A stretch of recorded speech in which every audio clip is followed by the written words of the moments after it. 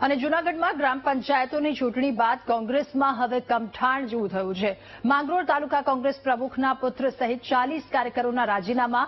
માંગરોળ કોંગ્રેસના 40 જેટલા કાર્યકરોએ ભાજપમાં જોડાયા। કેશોદના ધારાસભ્ય દેવા માલમની ઉપસ્થિતિમાં તેમણે ભાજપનું ખેસ ધારણ કર્યું તો પ્રમુખના પુત્ર સહિત 40 લોકોએ રાજીનામા આપ્યા।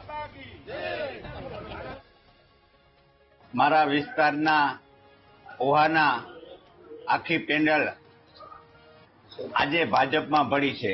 એટલે ભાજપમાં ભળતા અન્ય બીજા પણ ગામના આવ્યા છે। આજે સાખવા ગામ છે ને ત્યાંના પણ આવ્યા છે।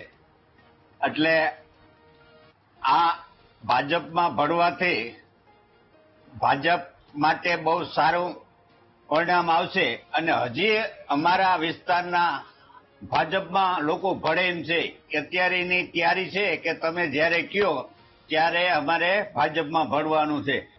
અમે 15 થી 20 વર્ષથી કોંગ્રેસમાં હતા, વિકાસના કામ માટે ભાજપમાં જોડાયા છીએ અને મારા પપ્પા પણ ટૂંક સમયમાં રાજીનામું દેશે અને કોંગ્રેસમાં ભાજપમાં જોડાઈ શકે। એ પણ અત્યારે કોંગ્રેસમાં છે? ના, ટૂંક સમયમાં જોડાઈ જશે। રાજીનામું દઈને ટૂંક સમયમાં એ પણ ભાજપમાં જોડાઈ જશે।